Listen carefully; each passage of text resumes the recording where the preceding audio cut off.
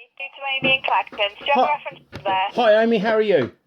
I'm good, thank you. How are you? Yeah, getting there, mate, getting there. I can't give you the reference because my wife has just sent me over a picture of the letter.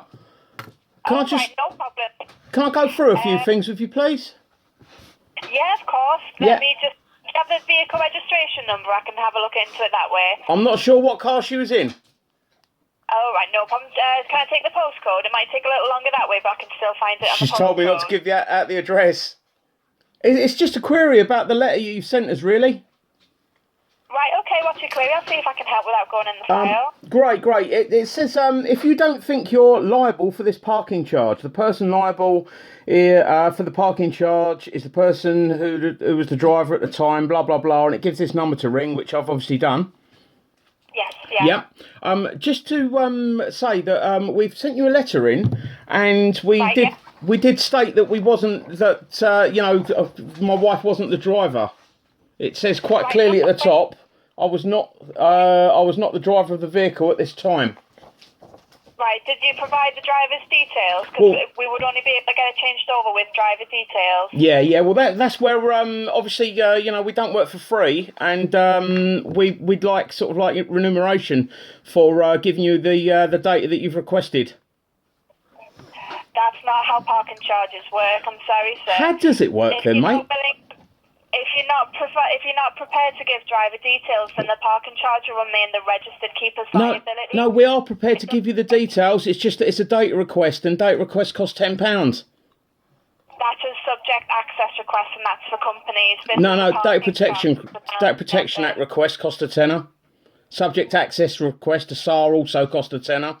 Letters from a doctor cost 20 or 30. Maybe I'm sort of selling myself short. Right, if you're not willing to provide the information, then it'll stay in your wife's name. We will not pay for the information that you have to give. Right, well, you've paid the DVLA for it, so why don't you pay us? We don't pay the DVLA for their information. Well, how'd you get the name and address then? It's a parking charge, so it's a penalty notice. The DVLA are contacted under due cause, and they have to provide the information. Yeah, you paid them for it. I think it's £2.50 or something, isn't it? It's not paid for, no. It is paid for, I know it is, I've just checked. Well, anyway, Kim, what I was going to say was, if you don't want to give us the money for naming the driver, how are you then going to try and get this off of us? It's going to go through to a county court judgment and bailiff. Well, no, it won't, because it can't go to a county court, because we're not in dispute. We've offered you the information, and you've refused to pay for it. We're not going to pay for information, no. But you've paid the DVLA for it. Pardon? You've paid the DVLA for it. No, we haven't. Yes, you have. DVLA don't work for free, mate. DVLA don't work for free, do they? Nobody works for free. But right, so pay me for the information and we've got a deal, haven't we? They get their money from the drivers. No, they don't. No, you ask them for the details and you have to pay them for the details. They do not give information out. Okay, so just quickly then, if it's the driver you need, because on that letter, mate, you have got stated on there, it's the driver when it was issued. It's the driver that's liable for when it was issued. Yeah. So it wasn't me and it wasn't my wife. So how are you going to get that off of us? If you're not going to provide it, it'll stay in your wife's liability, simple as. Well, no, how does it make my wife liable? What part of legislation are you relying on?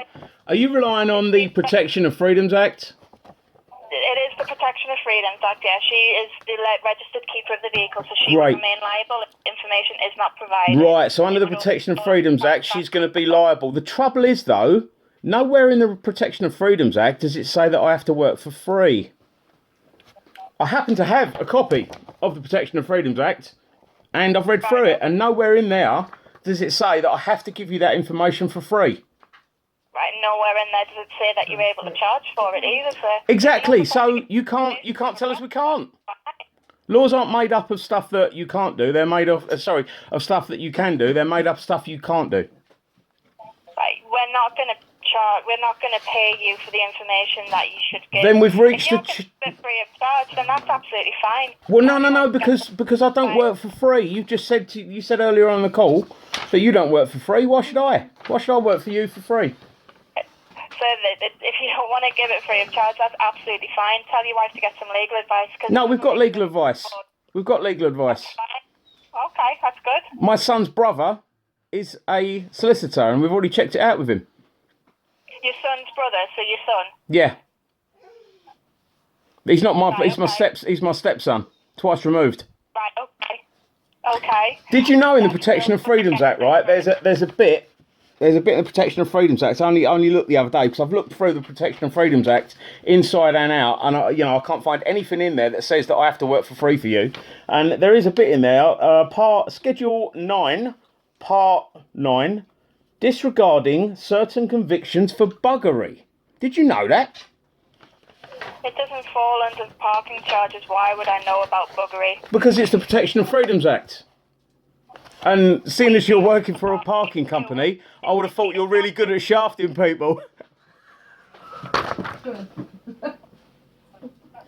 So, you want the details? I want paying for my toil. I would suggest you get some better independent legal advice than what you've... No, I don't need it. I don't need it. Like I said, we've had the legal advice. All recorded, sir. Great. Yeah, this call's recorded as well.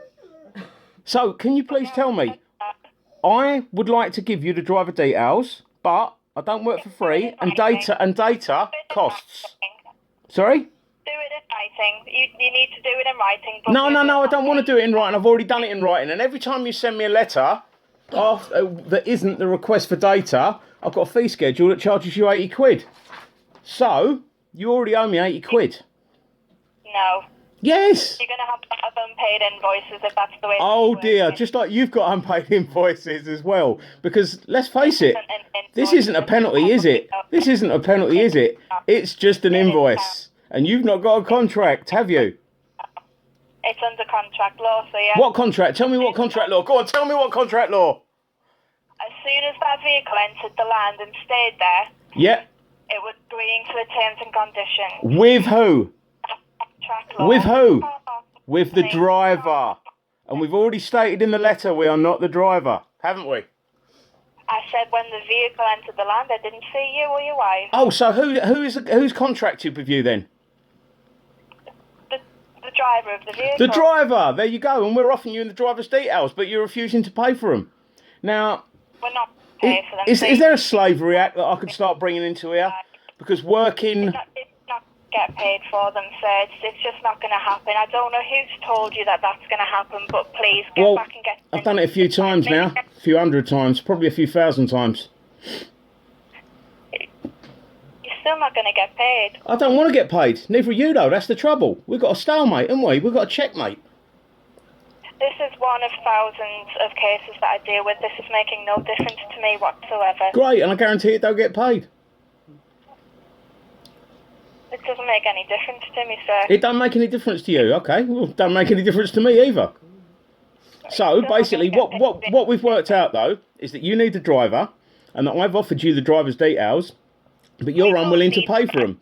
Now, you're going to rely on a piece of legislation called the Protection of Freedoms Act to try and put liability onto the registered keeper. But you can't, because you have failed to pay for the information that you've asked for, which we don't have to give you for free.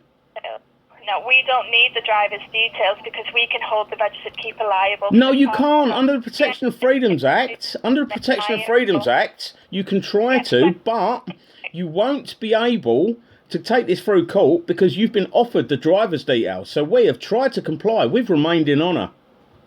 You haven't tried to comply. I have. I'll give you the driver's details. Put a tenner in the post, I'll give you the driver's details.